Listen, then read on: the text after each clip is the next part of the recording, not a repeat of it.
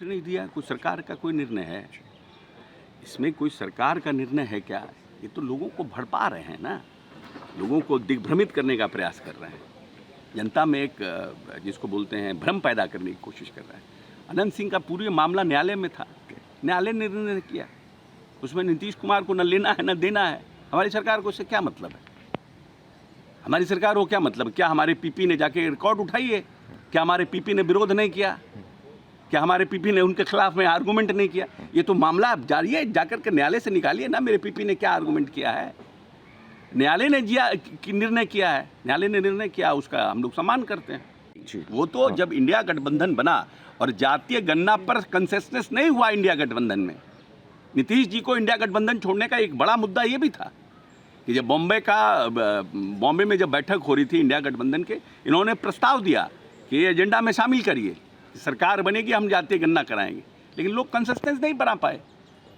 ममता बनर्जी जी विरोध कर दी उसमें, जिसके कारण नीतीश जी को लगा कि जिस पॉलिटिकल कास्ट के लिए हम आए हैं, जिस बड़े तबके के लिए हम आए हैं, उस तबके का हम हित ही नहीं कर पाएंगे यहाँ। उन्होंने इंडिया गठबंधन छोड़ा, ये बड़ा मुद्दा था। अब आज राहुल गांधी जी जातीय गणना पर बोल रहे हैं, तो हमको लगता है कि बोलने से बेटर है, कथनी और करनी में एकरूपता होनी चाहिए। बोलने से ज़्यादा ज़रूरी है कि इसको अपने राज्यों में इम्प्लीमेंट करके दिखाएं।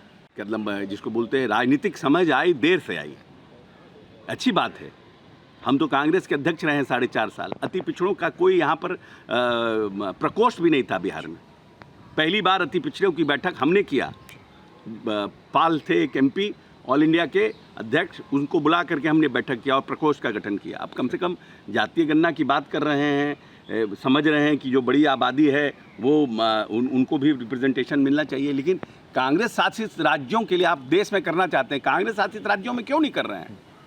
कर्नाटक है, क्या नाम है आपका, जहाँ जहाँ छोटे और बड़े राज्य हैं, उन राज्यों में आपको कौन रोका है?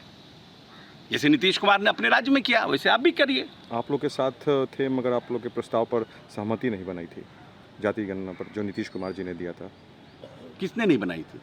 किन हालातों में तेजस्वी जी को पहले पूरे बिहार की राजनीति का अर्थशास्त्र का कख गघ समझना चाहिए कि किन परिस्थितियों में इनको बिहार मिला, केंद्र से क्या समर्थन उनके पिताजी के कार्यकाल, माताजी के कार्यकाल में था, अभी के समय में अभी के कार्यकाल में क्या समर्थन केंद्र सरकार दे रहा है, कैसे बिहार के बजट को हम लोगों ने बढ़ाने का नीतीश कुमार ने काम किया, कैसे सड़कों का निर्माण हुआ।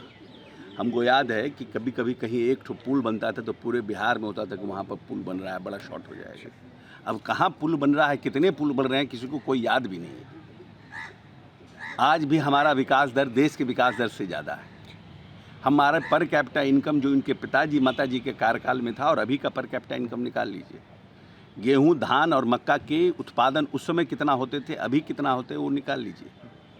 सिंचित भूमि उस समय कितनी थी, अभी कितनी हुई है वो निकाल लीजिए। बिहार का बजट उस समय कितना था, अभी कितना है वो निकाल लीजिए। खास करके पिछड़ा, अति पिछड़ा, महादलित और दलित, महादलित और अल्पसंख्यक का बजट कितना था उस समय, अभी कितना है निकाल लीजिए। समझ में इनको अर्थव्यवस्था आ जाएगी। तो पढ़ भी लें, दिक्कत तो है पढ़ने में, लेकिन पढ़ना चाहिए, कम से कम किसी से पढ़वा के ही समझना चाहिए। बदहाली की जो स्थिति का कह रहे हैं उनको समझना चाहिए। क्या परिस्थिति थी, कैसे डॉक्टर का पलायन हो गया बिहार में, बिजनेसमैन कैसे व्यापारी भाग गए, कैसे यहाँ के इंजीनियर को अगवा किया जाता था, 118 नरसंहार कैसे हो गए, इस प्रदेश में जेल ब्रेक 2-2 कैसे हो गया, सब समझना चाहिए, पढ़ना चाहिए, उसके बाद इस पर बोलना चाहिए, तो ज़्यादा अच्छे से बोल सकेंगे।